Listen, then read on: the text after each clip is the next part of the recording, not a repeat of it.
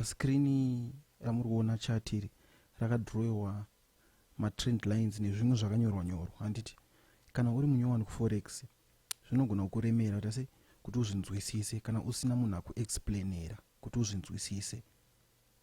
Saka pathis video tikudzidzisana about mabasics ekudhrowa trend line. Kana tikuti trend line tikureva malines aya ari kudhrowa zvaari kudhrowa ndo anonzi machi matrend lines. Kana uri munyowani pathis channel please subscribe wodzanya notification bell. Kana une mubvunzo yauchazoita wobvunza mu comment section tinopindurana chifambisana zvakanaka kuti munzwisise. Pathis channel tinoita zvekudzidzisana forex trading for free. Saka make sure kuti waona ma videos from lesson number 1 kusvika pa lesson ratiriko zvinozvi. Kune vasati vagadzira ma accounts make sure maita sei magadzira ne link riri mu description majoin ama platforms edu WhatsApp, Telegram, Facebook. Right, atitotamisa nguva semazuva ese ngatijambire pa macharts titange kudzidzisana kudhrowa trend line. Right, chart redu rinenge riri clean rinenge rakadai ndozvinhu zvakaita chart redu. Saka trend line basa raro nderekuti ratidza kuti trend redu rakamira sei, number 1. Number 2, trend line rotiradza ma shapes. Kana pane wakaona video redu rema chart patterns rinotiratidza ma patterns ari kugadzirwa kuti ndeapi. Number 2. Number 3, rinotiratidza pekuti titarisire kupinda nekubuda kana tichinge tatanga kutrade. Saka nekuramba tichita ma lessons tichasvika pakugadzira ma advanced trend line strategy ekuti munhu anenge akunzwisisa kuti kana ndichitrade market yakasvika pa trend line ndichaita sei. Iko zvino tichiri kuita ma basics handitika exactly. Saka market yedu kana yakadai handiti kunonzi kuanalyze handitika tichatanga nekudhrowa trend line redu. Trend line redu unouya utora katuka ako handiti pafoni ndichaita rimwe video rekudzidzisa kuti unogadzira sei trend line pafoni. Saka unobata the highest point handiti obva wastretcha trend rako handitika kusvika kwarinonosvika obva wasiya handiti. Saka pa trend pedu tichaona kuti tine 1 touch, 2nd touch, 3rd touch. Market vayaita sei vayabreaka ichina mudenga ndobva yadzoka ichigadzira higher low zvatika explaina sei pama basics market structure uptrend. Market vaitanga ita sei kuita ichienda kwari kuenda. Then pazasi panapa wala notice tine this trend handiti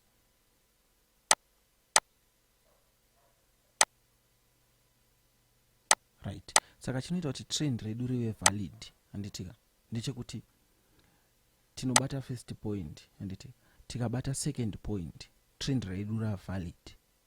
Takume expecta kuti market painonosvika third touch ireact anomuona kuti market yedu yakaya 1 2 3 ndova bounce handiti kunoganga igadzira 1 vaiwa ichigadzira 2 paikadzoka kuno ichigadzira catch 4 ichiguma catch 4 ndobva yaita zvayakaita ndobva yadzoka catch 5 vaita zvayakaita catch 6 vaita ngedoda kupwanya vayadzoka mukati ichireacta. Saka market inenge ichireacta pama trend lines ofuchine kuzofamba uchiita market trend line redu tinokwanisa kuti adjust handitika kana chiti ku adjust ndikuona tagadzira trend line redu richienderana neapa netrend iri then market bvaita zvakaita tinokwanisa kuzo adjust panapa handiti zvichidependa nekuti market yedu iri pa picture yakaita sei handitika.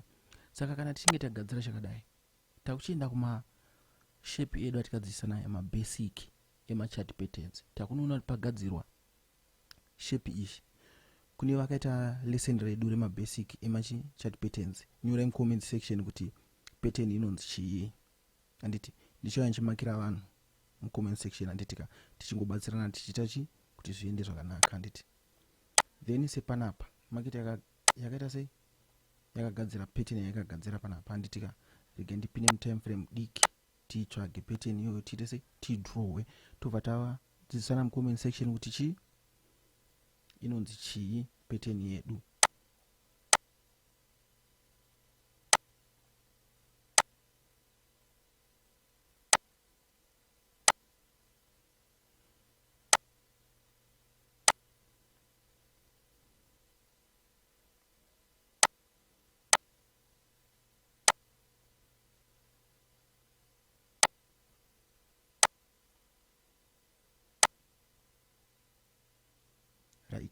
tunotora trend line redu tautanga kudrowa panapa tobata 1 2 anoona magic right. Totora futi todrowa kuzasi tunobata lowest point tostretcha takaenda right. Pattern yedu maiona iyi handitika palesson redu ngatinyore mucomment section kuti chi pattern yedu iyi inonzi chii handiti right. Then pano futi tiri kudrowa chi trend line redu handitika iro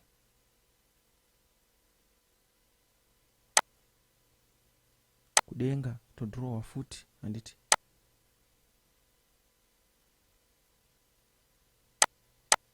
pattern iyi mucomment section ngatibatsirane iyi handitika right.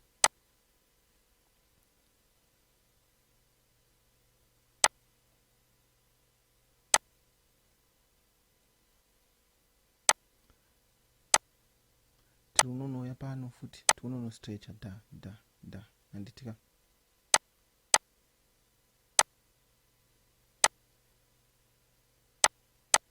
ishi imwe pattern futi handiti rimwe trend line iro riri pano padenga pano tikati da tikadai handitika muona kuti pane trend rangachita sei rangachigadzirwa pazasi pano tikadai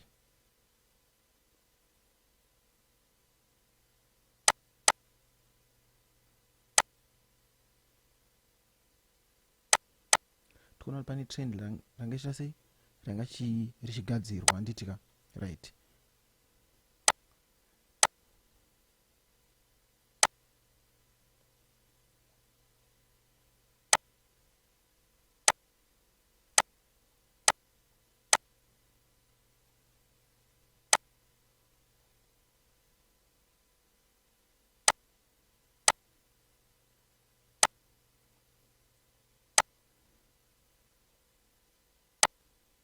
Tine rimwe futi panapa mwada tasisa apa handimukuona iro imwe pattern ishi mucomment section ngatite sei ngatibatsirane handitika. Then vandakaita sei vakaita futi machat patterns handiti tiri kudzidza tichidzidza zvimwe tichiita sei tichiita revision handiti tine pattern yedu yatikuona apa tine apa neapa neapa mundinyorera kuti pattern iyi inonzi chii imwe yacho ishi isho handitika mundinyorerawo please imwe yacho ishi handitika tikunoya futi pazasi panapa pazasi panapa tinayo ishi handiti 1 2 3 mundinyorerawo kuti pattern ishi patakaita takati inonzi chii tikurevisa zvinhu tichitodzidza futi chi zvinhu zvinyowani handitika right. Kana pazasi panapa tine ishi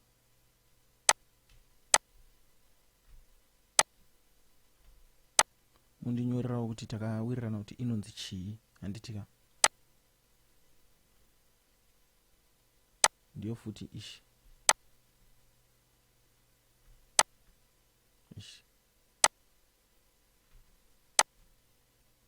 toita sei tobatsirana handitika right. Anenge auyawo pacomment pako akakubvunzawo something please mubatsirewo kana ndichiri offline but kana ndiri online usually ndogara ndine data zvangu but ndogona unogara sei kuona message unokwanisa kungobatsirawo kana une munhu abvunza zvauri kuziva handiti right. ndo madhroero atinoita trend line mabasic aya. Saka next video tichaita mabasic anonzi maindicator handitika mabasics achona. Saka ngatibatane pa next video. Kana ungosati waisawo subscribe tokumburawo subscribe wesa comment like share kuma family and friends. Tisakanganisangana